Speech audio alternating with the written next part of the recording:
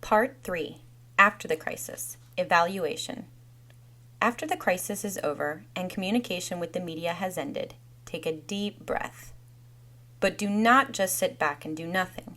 This is the best time to review and evaluate how you handled your communications during the crisis. Scott Wallen, Director of Industry Image and Relations for the Florida Dairy Farmers Incorporated, has some advice to share with us. The Florida dairy industry has a comprehensive crisis communications plan in place that deals with most every conceivable emergency. We practice real-life scenarios to get a feel for how we would react and think during an actual crisis. Scott's suggestion is one of the recommendations in Part 3 of our Crisis Communication Plan Checklist, Evaluation After the Crisis. Your plan should include the following. First, a review of why the crisis occurred. Could you have done anything to prevent it? Next, an evaluation of how the crisis was handled. What would you do differently next time? And finally, an examination of similar scenarios. What would you do in a similar situation in the future? What did others do in a similar situation? These are the 3 key steps to Part 3 of our Crisis Communications Plan checklist. Alrighty, we've relayed quite a bit of information in this crisis communications tool. Let's take a minute to review. As we review, consider identifying and writing down 3 things you plan to do to ensure that your organization or agency will be prepared to effectively communicate if and when a crisis strikes. A couple of examples of things that you could write down could be sharing this tool with a coworker to increase awareness, reviewing your organization or agency's crisis communications plan, or if you don't have one, initiating a conversation with organizational leadership about developing a crisis communication plan. Other examples include organizing a what-if brainstorming session with others to consider different scenarios about potential crisis situations. Or you could share the crisis communications plan checklist at your next meeting. In this tool, we've defined risk communication, examined 3 elements that exist when communicating a risk. You'll remember we looked at the example of the president of Toyota Motor Sales and his apology for the recall. We identified his message, medium, and audience. Next, we quickly looked at 9 general rules that your organization can use as guidelines for communicating risk issues. We defined risk versus crisis communication. We looked at hypothetical examples based on salmonella and a catastrophic wildfire. Next, we looked at characteristics of crises. Then we spent more time looking at the 3 parts of the Crisis Communication Plan checklist and heard some advice from industry leaders. Part 1, before the crisis, preparation, included steps you can take to prepare before a crisis. Part 2, during the crisis, communication. This included steps to communicating with the media during a crisis and using social media.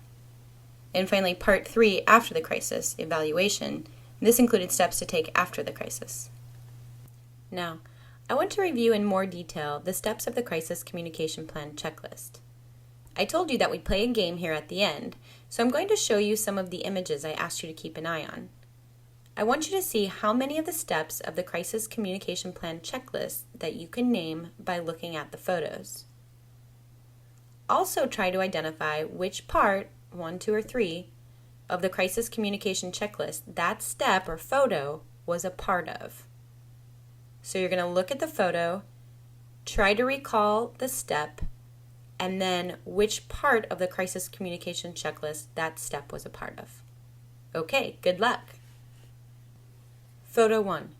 Which step in the crisis communication plan checklist did this photo represent? Which part of the plan was that in? This photo represented the step be active, not reactive in Part 2. Photo 2. Which step did this represent? This represented develop messages and then communicate the messages and the facts. This photo is also in Part 2. Photo 3.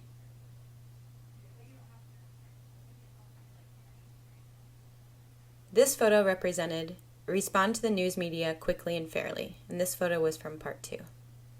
Photo 4.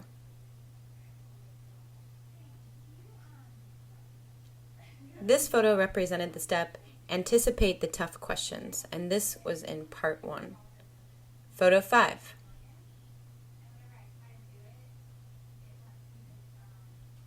This photo represented the step Control the Flow of Information, and this was in part 2. Photo 6.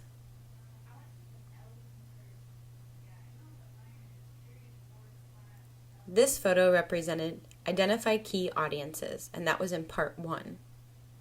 Photo 7.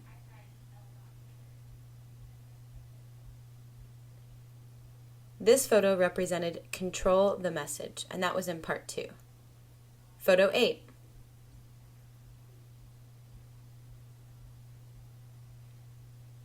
This photo represented Review Why the Crisis Occurred, and that was in part 3.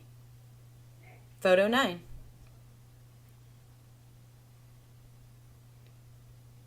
This photo represented Keep Track of Media Calls and Requests, and that was in part 2.